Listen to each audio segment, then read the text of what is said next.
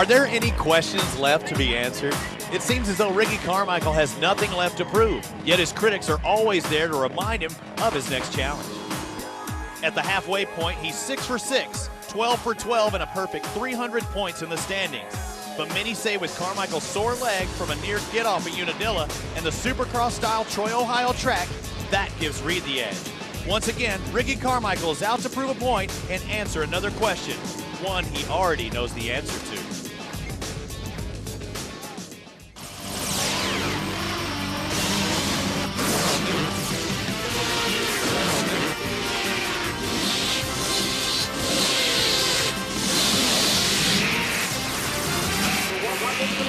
There's overcast skies, a chance for rain, but there's a 100% chance of great motocross racing.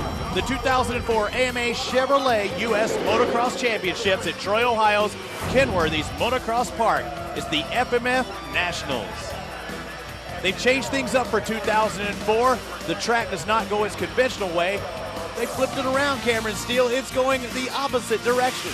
They are running opposite directions. The last time they raced here, they didn't race last year because of the flooding, but that guy 103, Sebastian Tortelli, he ran second overall. As we take a look at the results, after 6 of 12 races, Ricky Carmichael with the perfect season. Everybody seems to be chasing at his coattails. The newly added Sebastian Tortelli, he's been in the mix. Look at the line outside of Honda. It's silly season. Where are the riders going to go? Will these fans move to Suzuki? Down to Jamie. The big question in the 250 class this weekend is who will be Ricky Carmichael's teammate at Team Suzuki? You know, they're going to be debuting that 454 stroke next year in Supercross. Word has it they're going to want a test rider to test that bike for Ricky Carmichael outdoors. The #1 rider right now, I'm thinking, Sebastian Tortelli, number 103. He just came off Suzuki's first podium finish in over 18 months. Also, Sean Hamlin, Nick Way. As of right now, we don't know what color they'll be next year. One thing's for sure, Ricky Carmichael is moving to the other side of the camp. His Honda will soon be a Suzuki. He's all about just having a good time, just making a living riding his dirt sickle. I've done really good for myself and for my sponsors, and you know, it's just all about trying to have fun. Like I said earlier, the 450 is so much fun, and I'm really enjoying racing. You know, it's fun to ride, and I'm just having a blast out there. You know, I've won all the races. There's nothing left for me to prove. I won Unadilla, so I'm really excited about the way things have gone this year, and just ecstatic.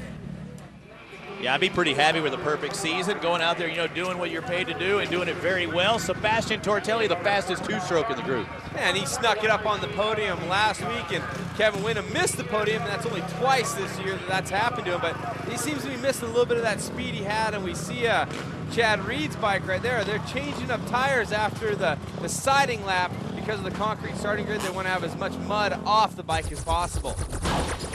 As we take a look at this track at Kenworthy's, it is totally different than what these riders are used to. It is. It's still a really long start straight, lots of high speed there, but it's going the opposite direction. One thing we will see, it's slippery where there's no ruts or grooves, but where there are ruts, it is super dangerous. You got to pick your line and stand it. Remember, it is a Supercross style track, the first and only one really we see on the year, and well, that's going to play into Chad Reed's hands, allegedly, if you listen to the rumors. The AMA Supercross champion parked right next to Ricky Carmichael. As we look at our Honda starting grid, Carmichael, Reed, Wyndham, Biddleman, huge names. Who's going to be the one that comes out on top here? Can you bet against Ricky Carmichael? Well, if it rained anymore, a lot of people would say David Biddleman, but with the big ruts like a muddy track, maybe you got a little bit for Biddleman there. And Sebastian Tortelli, of course, growing up in France, lots of rain, lots of mud, and that's why you saw Chad Reed change his tire, because of the mud in the grooves. RC says forget about that new tire action, but the dirt is definitely loose right now. Chad Reed. Reed's got him. Maybe changing the tire is a big enough factor. Some people say it's psychological, but you can see everybody trying to pack in there. Look at the ruts right away. You're going to see him develop. And here, a lot of braking bumps to the inside. They've left some ruts there from earlier racing. It's really going to develop as we move forward here with two motos. And Kevin Wyndham in third spot, trying to get by Joaquin Rodriguez in second. The KTM pilot in the number 2 spot, David Biddleman taking that wide outside with Ricky Carmichael. And you can see the guys airing it out. Ricky landed on top of that landing, basically flattened it.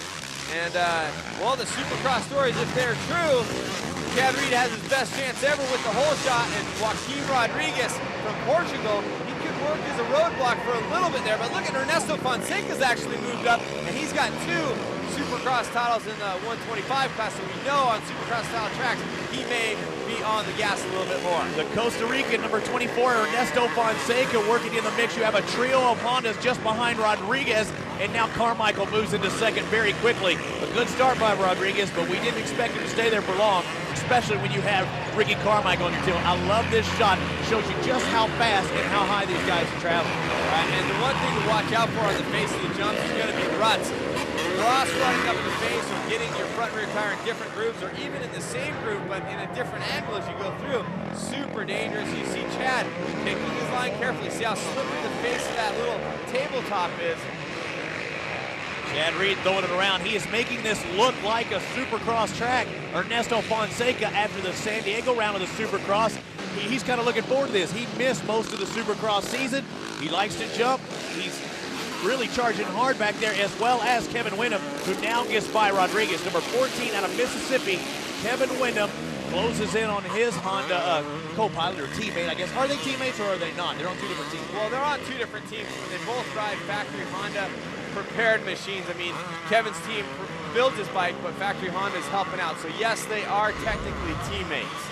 Chad Reed on the inside of the run, but what happens to Fonseca behind Ricky Carmichael? And you can see those guys really negotiating it well, getting the lines, and you can see Fonseca on the exit where it's just really tore up, throws the bike back and forth, and really he rode the rut well. It's just at the end where it was so beat up. And that's acceleration bumps that these riders are having to deal with. They will start taking themselves outside of that line as the race progresses. They definitely will start looking for different lines, but also you got to remember that Fonseca's on the 2-stroke, so when you apply the power, it comes on a little bit more brutally hard, and you'll have the bike jump around a little bit more, where the 4-stroke, smoother power delivery, a little bit more deliberate, you won't have it jumping around coming out of that line like you saw Fonseca's 2-stroke. Fonseca taking the high road, Kevin Windham taking the low road. 2 different attitudes towards this racetrack, and the attitude for Ricky Carmichael is right now, do I charge? Do I go ahead and try and get the pass, or do I see maybe where Chad Reed could be a little bit faster than me? Yeah, and you saw Ricky Carmichael actually jumping into the flats because he can go faster than the jump allows. What I mean is, if you time the jump perfectly, you're landing down the backside. Ricky Carmichael is trying to carry more speed jumping out into the flats. Why is that dangerous? Because you could catch a rut, cross rut in a flat landing, hit a soft spot or a sticky spot. In this clay here at Kenworthy's, it's definitely tricky. You saw Ricky right there. You saw it. It looked like his cases, his bottom of his bike, the frame cases hit the mud there a little bit, stuck just a bit. You see the rain starting to come down here in Troy, Ohio. We're in the early parts of our 250 Moto number 1. Chad Reed, your leader, ahead of Ricky Carmichael, and they separated themselves from the rest of the field. Far behind is Ernesto Fonseca. And now Ricky Carmichael goes for an inside line. Will he be able to sneak in?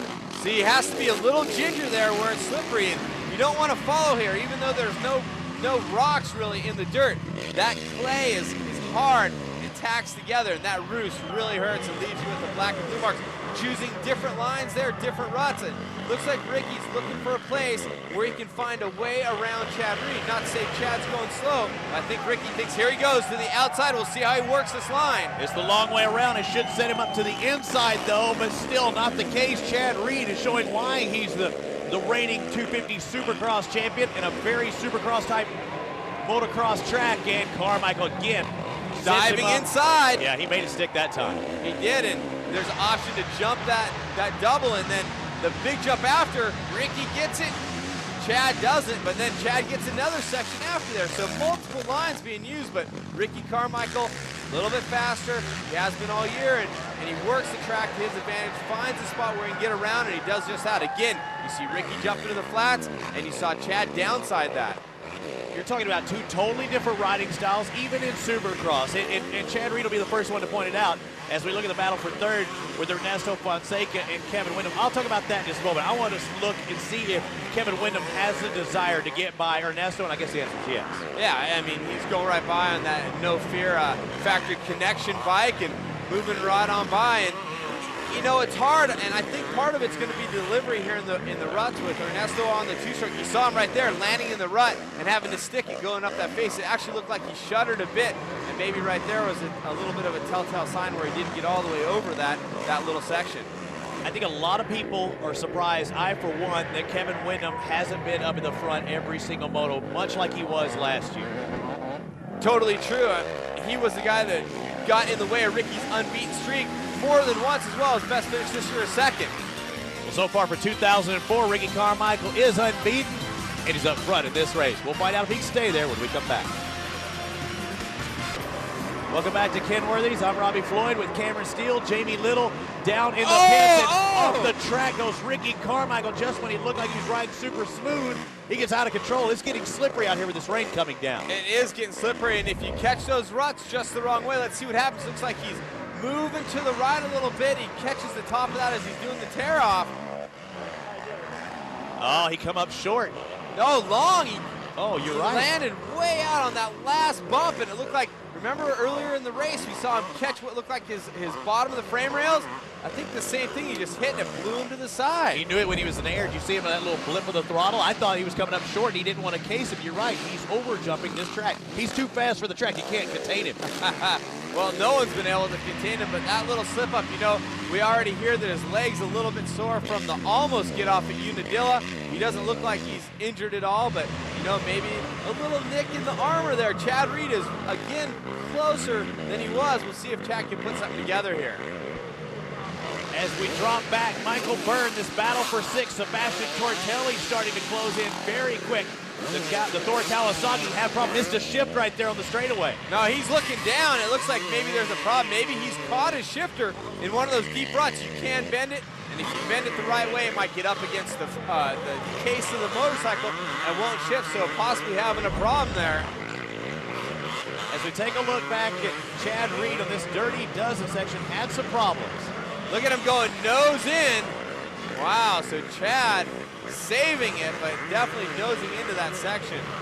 This track wrecking havoc. You saw Michael Byrne with possible shifting problems. There's Reed with throttle problems. Red Dog, Tim Ferry, rider number 15, working on your World Supercross champion, Heath Voss from Texas. Voss in the 10th spot. Here comes Red Dog. About semi-factory Mach 1 Yamaha of Voss going against full factory Tim Ferry, and it looks like he's having problems with his bike. Yeah, Red Dog, you know, this is not a place you'd normally think you'd see Red Dog Tim Ferry, but you know, he is coming back from an injured wrist, and we've seen him come up on the results a couple times, and you know, back in 10th place, a little bit tough, and Heath Voss, as you said, Supercross champion, maybe this track fitting his liking just a little bit more. World Supercross champion just ahead of Tim Ferry, something that's kind of surprising. Ferry was 5th at Southwick. That's very respectable. We haven't seen the top 5 finishes from Heath Voss, but the Supercross star looks good. Loses his rhythm right there, though, and Ferry sets him up on the outside and makes the pass. Making it stick, and definitely not, you see him going in there seat bouncing, and now he's coming into that rutted out jump section. And Cameron, they're not only rutted on the bases, they've been rutted on the downsides too. That's one thing I really noticed when I rode this track a couple years ago, that not only did you have to pick that rutted out takeoff, when you landed there was ruts going all different directions, and that's almost scarier than the rutted takeoff. Yeah, you're exactly right. You land, you have nothing but air underneath you, and all of a sudden you get cross-rutted on a downside. It throws you down much harder than going up. And we see Nick Way there on the number 27 bike, 12th place, and Nick right now doesn't have a ride for next year. Yeah, so when you think of silly season, I think of a couple of riders. Sean Hamlin, Nick Way, 2 factory Suzuki riders. Way looked pretty good towards the end of the Supercross season. As it progressed to outdoors, it really didn't kind of carry on. Yeah, he was at top 5 in Supercross. So one thing Nick really has going for him, not only top 5 overall in Supercross, but he's also always there. A lot of riders have a tendency maybe to be hurt or not be able to ride. Nick Way seems to always be at the races. And a likable guy. I mean, you want a great representative of the sport. Nick Way is that. Wherever he goes, always glad to sign autographs for the fans. Another guy who's very well at that. Yeah, that's a good segue right there to Ricky Carmichael. Yeah, how late does he stay after the races? Now we're looking back at Ferry and Voss, and Nick Way is not waiting. He's trying to get by Voss right now. 2 former teammates on the Mach 1 team last year. And Nick getting the shot this year, and I think he probably would have kept his ride at Suzuki, and he still may. Let's not count him out. And you see all the rough section there coming into that corner. A lot of braking bumps and multiple ruts to check, but with the addition of Ricky Carmichael over there, makes a lot of people's future uncertain. Heath Voss Taking the middle of the road approach, Nick Wade now going inside. You know, when you have a guy that close behind you, why would, I mean, is he trying to go middle saying, well, I can cover my bases? Well, you definitely want to try to block and make the move, keep someone from making the move behind you. It's just a matter of you still got to ride the fastest line on the track, and if the rider behind you faster, he's going to find a way around. And the way it works in motocross most times is you try to find a different line, or you try to beat a guy into a line. If that doesn't work, then heck, you just take his line from him.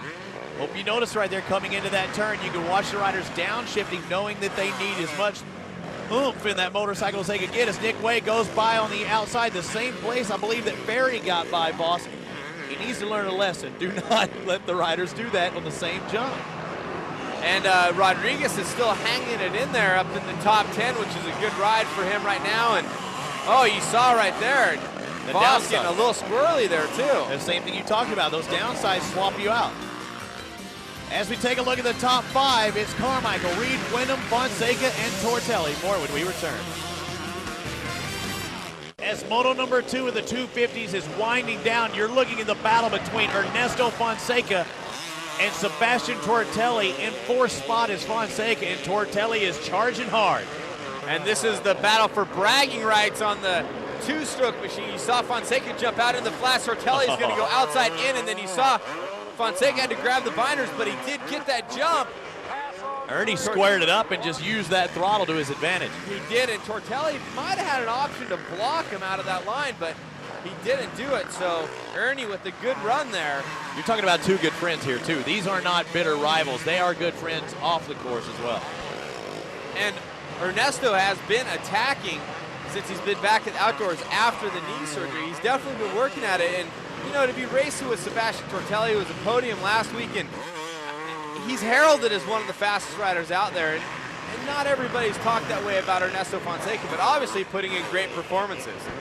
The key phrase is you have to stay healthy. As we look back at 11th, Nick Way, and there's Sean Hamlin, who wasn't about a spot, dropped his way back, and Heath Voss is trying to take advantage. Voss going by on the outside. And Hamlin having his share of problems this year, and probably the biggest thing was the dislocated elbow, and that kept him out of a round. So, well, you know as well as I do, if you can't hang on, it's kind of hard to race. And it's hard because your arms and your legs, obviously your knees and elbows work as shock absorbers on top of the motorcycle. Motocross racers are some of the fittest athletes in the world, and if your elbow's not 100%, it's going to be tough for you. And a bad shock mount, I guess we could call it. Yeah. Elbow was going south on him. Nick Way has been charging on some. Nick Way from Michigan. This is Ohio. I'm sure he was used to the Kenworthy's track, but we want to point out this track is going the opposite direction. This is not the normal track that they are used to. Well, one thing they are used to here is the deep ruts that develop, and you see the 150 bike there. That's a lapper, Scott Metz, but even guys like Nick Way having to move through and deal with those ruts, and Ricky Carmichael just dealing perfectly all the way around. We saw the problem with Chad Reed coming up short. Not in the picture now at all. We're on the last lap here at Kenworthy's Motocross Park for the FMF Nationals. Troy, Ohio, and they're starting to swap out just a little bit. Ricky lifts the front tire, and it's like poetry in motion, just watching how he picks and chooses his line. And getting the pit board from his mechanic, Mike Gosser. Will he go to Suzuki? We're not sure, but Jamie's going to catch up with him now. Hey, Mike. Chad Reed stayed with Ricky the majority of the moto, but then Ricky pulled away. Do you guys call that a challenge or consider it a challenge? No, I consider it a challenge. Chad rode real good, and he kept his arms within like a second a lap, so yeah, you got to be on your toes. Ricky's obviously feeling pretty good, but I know his leg's a little sore. Yeah, it's a little bit tight, but he's okay. It's not bothering him riding. It's definitely not bothering him when he's out in front, catching major air right there. Ricky Carmichael on the number 4 Honda from Havana, Florida, showing how to get things done on this very Supercross style track. He had to miss the entire Supercross season. I think he's kind of looking forward to 2005, if you know what I mean. I definitely think so, and this is a little bit tighter confines than most of the outdoor tracks, so maybe giving him a little bit of a feeling for going back to Supercross, and maybe giving him, put some wind in his sails, but I don't think he ever doubted himself, and you really can't doubt Ricky Carmichael. Next year's going to be a great 250 season. A lot of big names in the mix, obviously this guy and Reed and Pastrana, McGrath, Wyndham. I mean, The list goes Bubba. on. The list. Oh, forgot about that guy. The list goes on and on. The Fox Racing Honda of Ricky Carmichael trying to add a check mark. All right, Moto 1's done. Or is it? It's motocross. Anything can happen. But I think it is done. Ricky Carmichael riding the bike. I mean, I'd have to struggle to really find a time in a race that Ricky Carmichael was down, but last race at Unadilla, he almost went down. And he almost went down in this race, if you'll remember. He had one little excursion off the tracks. Don't count your chickens before they're hatched, but I hear them right now. Ricky Carmichael takes the checkered flag and the first moto win here at Kenworthy's Motocross Park, making it look so easy ahead of Chad Reed. Third spot, Kevin Wyndham kind of dispelled the threats behind him. And you know, a 3-1 is a pretty decent overall score. Things could happen, and he could get the overall. He still could win. You never know what's going to happen to Ricky. Anything is possible. There's only 2 wheels on these machines, and they do fall over occasionally. Right, the combined score will determine who our overall champion will be today. And you take a look at Kevin Wyndham looking behind him. The Thor Suzuki of Sebastian Tortelli will be back. Moto 1 of the 250 class here at Kenworthy's is in the books. Let's go down to Jamie with our winner. I was over jumping a jump in the backside, like this step-up thing, and step downs. I was jumping all the way over, and when I landed, I kind of landed in between some ruts. My feet came up, total squirrel move, but I was holding on. I was all over the place, and luckily I saved it, and I could have done with a better start. I actually warmed my tire up too much, and it was a little bit, excuse me, a little bit greasy, but it was fun. I call that the Yahoo effect. As we take a look at our Suzuki results, we have a Suzuki at 4th spot, Sebastian Tortelli. Yeah, and David Villeman rounding out the 6th place position. A little bit of a tough place for him. And, you know, the guy that had a good run at the beginning was Chad Reed. He needs to hold together and get all the way through, and Jamie's with him right now. Well, Chad, coming into this race, everybody was saying this could be your opportunity, your track supercross style. You actually held RC in your sights there for most of the race. Yeah, but it's not because it's Supercross. If it was Supercross, I'd choose my 252 stroke, but it's definitely an outdoor track. It's a lot faster with it being backwards, and I'm having fun out there, you know, getting good starts and just trying to keep Ricky honest. And, you know, everybody's sticking by me, guys, the Yamaha, Thor parts, and I'm looking forward to the second moto. Nobody does more to protect your right to ride than the American Motorcyclists Association. Every racer on the track is an AMA member. How about you? Call 1-800-AMA-JOIN or visit AMADirectLink.com. The AMA, rights, riding, racing. And now let's catch up with Ezra Lusk and see what he's been up to.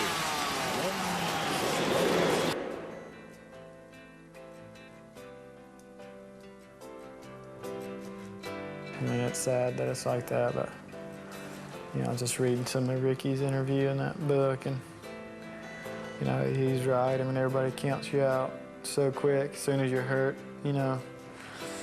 Everybody says, oh, he's 20, whatever, he got hurt, he's done, you know. He'll retire.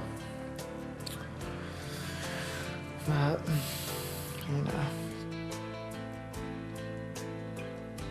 racing, the competition, the biggest thing for me this year was stepping up to the 450 that I was going to race in the Nationals, and I was really enjoying that because I really haven't been up on the power in a few years, so, you know, I was looking forward to that. When you're that young, you know, when you're 16 years old, you really don't know what to think, but when you're 28 years old, you kind of do, you know. Like, it's the trophies, you know, like we're getting ready to move again and kind of get settled down in a different place, and it's the trophies, you know, when you see them and you have those at your house. It's just the memories, and, you know, the memories I had racing with Jeremy. Probably my son, for sure. You know, racing is definitely, it's what I do, you know, it's a hobby, I make money at it, you know. It's kind of hard for me to say that it's definitely, when I'm doing it, it's the #1 priority, but in my life, my son is my #1 priority, and I can't I definitely can't deny that. Yeah, I'm gonna come back. I just gotta get healthy, and I don't want to come back unless I'm ready to race. So I'm just gonna wait it out. Hopefully, maybe the last 3 or 4 nationals. We'll just have to see. And rumor has it that we will see Yogi at our next Motocross National in Washougal, Washington. When we come back, the 250 Moto 2. Before we get things underway with Moto number 2, Jamie Little has a star in the mist. Cincinnati Red star, Ken Griffey Jr.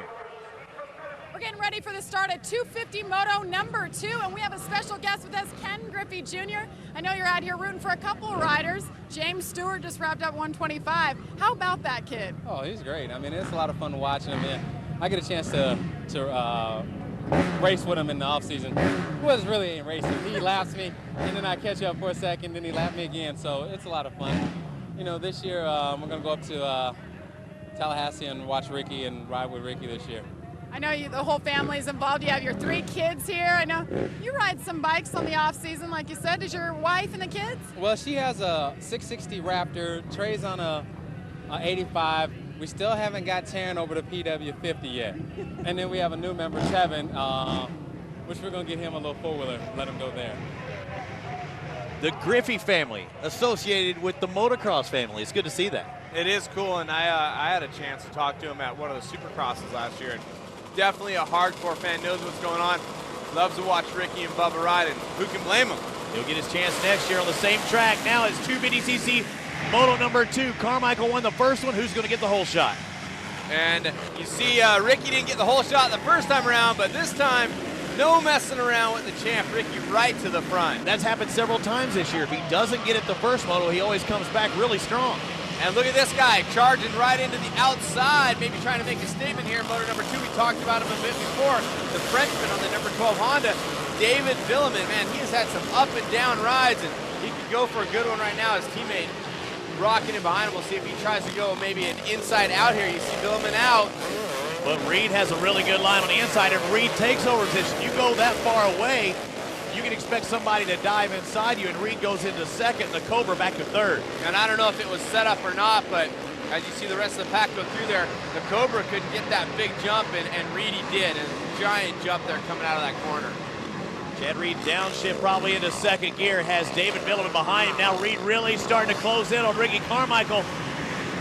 I don't know if you want to make that pass initially. If you're fast enough to keep up with him, you might want to stay behind him for a second because you know he's going to show you something. Right, not only that, but there is some logic to the fact that if you just sit back there and don't pass him, you're not going to fire him up as much. But if you get past him, you're going to fire Ricky right up. You're going to be, okay, hold on a second. I can bang this thing out like you wouldn't believe. And a lot of people may say, hey, you stay back there, wait for a mistake. How many mistakes do we see out of Ricky Carmichael? We saw one in Moto number 1, but literally not very often. True, and the other line of thought is if you stay right behind him, you pressure him into that mistake. You can see him taking different lines a little bit there. And Chad going back to the outside. It's interesting to see their choice of lines around the track have been similar. You gotta watch and see if Chad can find a spot where he can make up time, but it looks like Ricky might pull up a little gap right here, and if you start to gap him, then you got problems. The ground definitely starting to dry up. You see the ruts. We had rain earlier today in Moto number 1. Things are starting to dry up. They redisc the starting area there. That's as smooth as it's going to get on the entire course. And you saw right there, Chad Reed actually had a little bit of a bobble where he went to the high side and, just catching an edge. That's not going to help him catch Ricky. Cameron, some of these ruts that you've seen these guys take might have been good earlier, but may not be so good right now. Why is that? Well, as the track develops, the ruts get deeper, riders keep beating into them, and not only that, they start to get this warble to them. Instead of just a straight around rut, it starts to go in and out a little bit. It makes the gyration, makes it hard for you to get the bike through cleanly and smoothly. One thing I'm watching David Villemin, he's definitely moving around looking at some different lines, and that time he got that big jump, but the lap before he wasn't able to do it. David Villemin in his style, you can pick him out of a motocross lineup in no time. Just rides a little bit different, uses his body more. Kevin Wyndham, you want the typical, this is how you're supposed to do it, racer. That's Kevin Wyndham, and Wyndham goes the inside, makes it look smooth, goes by the Cobra, and doesn't use the berm. He does. He kind of hit the berm and then went inside of it where it was slippery, but he's really good at tracking that big four-stroke, and he's already putting some space in between himself and David Villeman. And David really needs to have some attack to get in and mix it up with these guys that have been finishing up in the top 3 or 4. And we know David's capable. He just a little bit of fire is missing, I think. The last motocross I went to was last year's Millville. When I saw David Villeman, he was on the ground, could not breathe. His body actually locked up on him, heat exhaustion. Coming into this year, he's had those moments where he looked like he was tired, and then other times, not so tired. Well, he's one of those riders that it seems like he almost doesn't have to train to be, you know, to be fluid, right, to be fast. But unfortunately, I think that catches up with you at the end. I'm not saying he doesn't train, but I definitely think that Ricky and Chad and Kevin are a level ahead when it comes to training, and you can see the huge interval back to Kevin Windham in 3rd place. A lot of distance. Chad Reed not backing off of Ricky Carmichael as well. Windham is starting to separate himself in 3rd over the Cobra David Villeman. Sebastian Tortelli working his way up through the field. There's Joaquin Rodriguez, another good start inside the top 10. And Joaquin's a funny guy when you talk to him. You know, he has a smile on his face. And I remember one time when he had his shoulder problem, you know, I went up to pat him on the shoulder and he just winced, and then he started laughing. And you realize I wasn't really going to pat him, but I kind of felt bad to mess with him a little bit. 8th spot, Michael Burns. Burns, Australian native, trying to hold off Heath Voss. We saw Burner with the difficulty with his shifter in moto number 1. They had that corrected. Now we're getting to see the real Michael Byrne, who Jeff Emig brought over from Australia and kind of acclimated him to the American lifestyle. Ricky Carmichael, your leader, just barely ahead of Chad Reed. Carmichael going for that perfect season. Reed trying to break it up.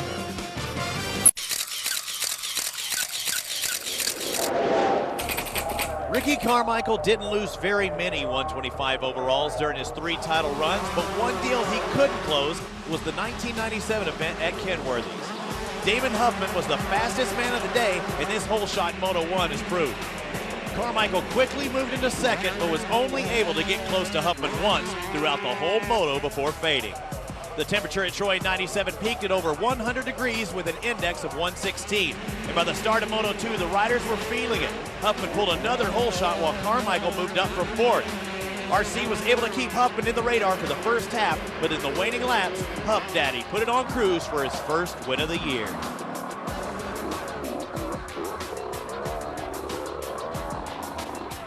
That was 97. It's 2004 now, and Carmichael is perfect on the season. Every win is in his back pocket.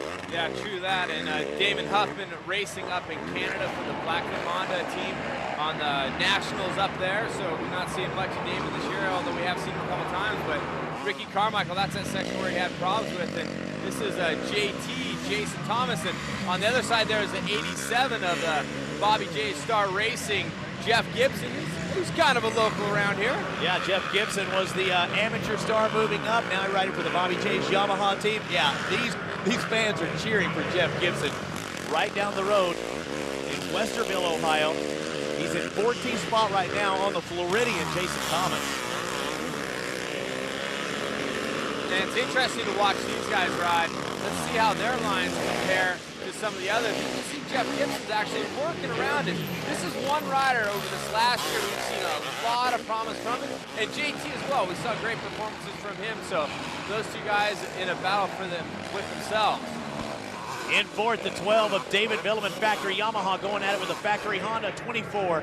Ernesto Fonseca from Costa Rica. France and Costa Rica, with France kind of pulling off a little bit. He'd given that position. There was no intention to hold up Fonseca. True that, and coming up behind him is more bad news. Sebastian Tortelli, who we know is, you know, David Villeman's nickname's the Cobra, but I mean, you can call Tortelli the rattlesnake because he really comes up and tries to sting. I like that. He really, when he has you in his sights, he is a guy that just really wants to go up and take the spot. All right, we talk about the nicknames, the Cobra, the Rattlesnake. What's Fonseca's nickname?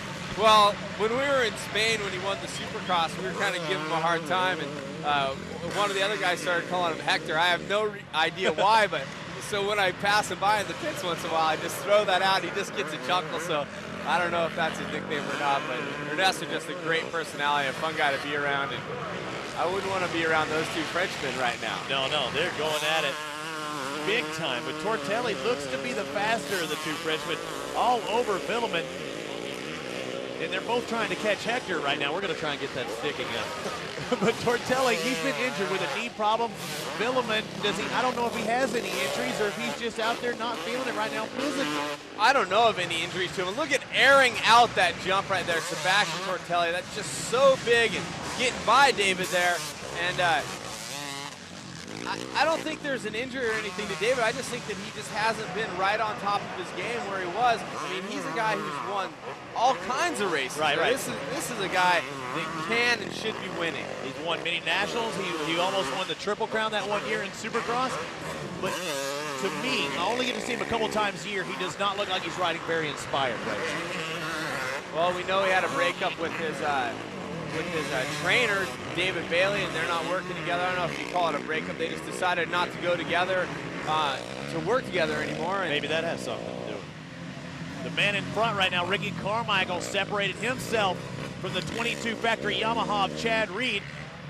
As we take a look back, Carmichael has dispelled the threat of Reed, and you're talking about two different riding styles. Chad Reed is Supercross, fluid, and maybe that's to his detriment on the motocross track.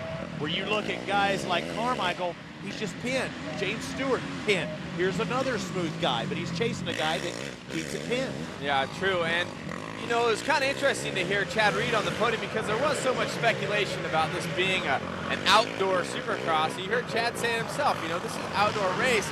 If this was like Supercross, I'd be riding my two-stroke. Right. Yeah, it's as close as you're going to get for a motocross track. Kevin Windham in third place, has nobody in front of him, nobody behind him, very much throughout the year. Third place, Kevin Windham. Yeah, he's kind of been in that area, and we've seen some seconds, seen some fourths. And I personally, when I watch the guys, when I go to watch practice, I watch Kevin Windham a lot of times because he's really fluid, and you know he's looking at different lines. Very similar to Chad Reed, where they're working the lines, and with, you said, different styles. Ricky Carmichael can just twist the throttle and just, I mean, he can go anywhere. He makes his line. He makes his line as he goes along. He just knows I got to keep it pinned to have that line. And actually looks like Kevin Windham's catching up with Chad Reed a little bit. I mean, there's still quite a big distance between them, but he's not far behind. You're right, Cameron. He's not backing down. Kevin Windham, you want to talk about his style. Yeah, he has style out there on the track, but also his flying style. The man has his own plane. He cruises on his own plane to each event. Yeah, he doesn't like to fly commercially. And me either. Yeah, none of us do, right? But Kevin doing it his way, traveling with the family. Well, RC's out in front. He has a pretty decent lead over Chad Reed, but you can see Kevin Windham starting to close in on Chad. We'll see if he can move up to the 2 spot when we return.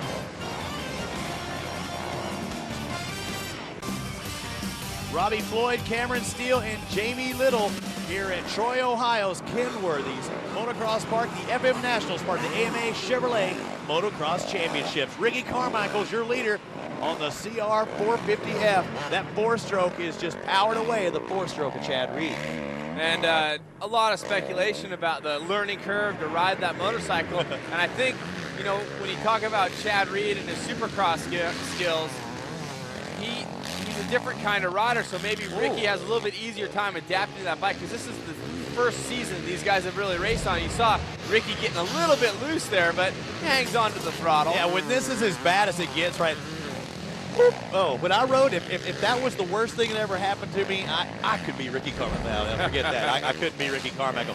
But when you're looking at that as a considerable bobble, as we only have 2 more laps remaining, that is about as bad as it gets for Ricky in this second moto so far. It's funny that that's what we have to dissect. he lost a little bit of his edge there. Just a little bit. He's just so darn good. And where do you pick up if you're the other riders is really the question. I mean, where is he faster? You know, I've talked to riders over time. He's fat. He carries his corner speed better. And Chad Reed's beating up his motorcycle to try to get there. You see the side panel, his number plate hanging off there. But, you know, then they say he hangs it out farther in the whoops. He jumps farther into the flats on the jumps. I mean, there's a lot of things about Ricky Carmichael that make him so fast. I've been watching Ricky for over 10 years. I knew he'd be fast when he got into the big bikes. He's one of the best mini-cycle riders of all time, but not this fast on the 250s. As Kyle Lewis, the Moto XXX Honda, has some difficulties, the former Japanese motocross champion. And he's had all kinds of hard luck. Big injuries this year for Kyle. It's just good to see him back on the bike, and hopefully better things will come at the next round. Isn't his nickname Lucky? Is it switching to Unlucky? Yeah, his nickname definitely doesn't fit. I know he's a clean freak, though. Yeah? Yeah, he likes to keep his house really clean. Oh, gotcha. Now, Ricky, what I was talking about is I watched him grow up. He's always kept that same attitude, just keeps it pinned. A lot of people didn't think he could transfer that to the big bikes. This upcoming year, James Stewart, the same way on the 125s. As we see problems with Chad Reed losing the side panel, you know, I don't think there is a right way of doing things. I think it's just your own personal style. And I think the one thing about the way Ricky holds it wide open, you're talking about James Stewart coming up doing the exact same thing. It just looks like they can ride it on the ragged edge so far. It just scares people and other riders, and it just shocks you when you see him come by. And like we said, possibly James' downfall coming up is that he's going to be going so fast, trying such gnarly obstacles, anything can happen. So we know James has the speed. But can he keep it up with the 250s? That'll be the question. As we're approaching the white flag, Ricky Carmichael puts a lap on the 38 of Jason Thomas, who we saw earlier in battle. So Ricky takes a look over. In that level of that fine line that these riders have to ride, Ricky's is probably the finest. It's a comfortability level. Ricky is comfortable riding that. No one else seems to be. And I think if he slowed down a little bit, he'd throw himself off. And the same thing can be said for James. So they just got to ride it wide open and hanging out. And I'm not saying by any stretch of the imagination that Ricky has a strange or ugly riding style. I think his riding style is just incredible. Holds it wide open, always looks good on the motorcycle. And as we've been saying, not very often is he flawed. We saw the one flaw in moto number 1. I mean, and barely a slip up here in this moto. And look how big the ruts are, how deep they are, pumping the fists of the crowd. What up, Ricky's in the house. And one of the most popular riders of all time, Bob Hanna, another, some people say erratic, but a great representative of the sport and a great champion. Ricky Carmichael, rider number 4, showing how to get things done from Havana, Florida on the American Honda Fox Racing 450 power plant. And you talk about great racers and champions. Next round, Washougal Doug Henry will be coming back to do some racing. So hang on to your hats and glasses on that one. We'll see how he mixes it up. We've seen him do great in the past coming back just for Southwick. This year, he decides to come back for Washougal. Good to have Henry back in motocross, been trying his hand at Supermoto, and I believe he's going to be at the X Games as well as Ricky Carmichael with a few more turns. We looked at Kevin Wyndham being dropped back a little bit, really not putting the pressure on Chad Reed as we thought he may do towards the end portion of this moto, but smooth sailing for Ricky Carmichael. Can he go undefeated? That's, I mean, he's done it once before. He's done it before, and it doesn't look like the other riders are able to step to him as they have, as Kevin did last year. So, I mean, it's almost looks like it's going to be up to Ricky. Where would it happen? Maybe the last round. If I remember correctly, it was Clint Helen where he had that big misfortune, went off the track, but I don't know. I think that was an anomaly. Here he is. Ricky Carmichael takes 2 wins here at Troy, Ohio at Kenworthy's. He's a perfect 14 in 14 motos on the season. As we take a look at the Suzuki results, it has Carmichael on top. And then, of course, Reed and Wyndham right behind. Fonseca with the great moto, and Joaquin Rodriguez holding up there for a top 10. We also want to make note, Jeff Gibson from Westerville, Ohio. Congratulations, 14th spot in moto number 2. Now down to Jamie, who's with Ricky Carmichael.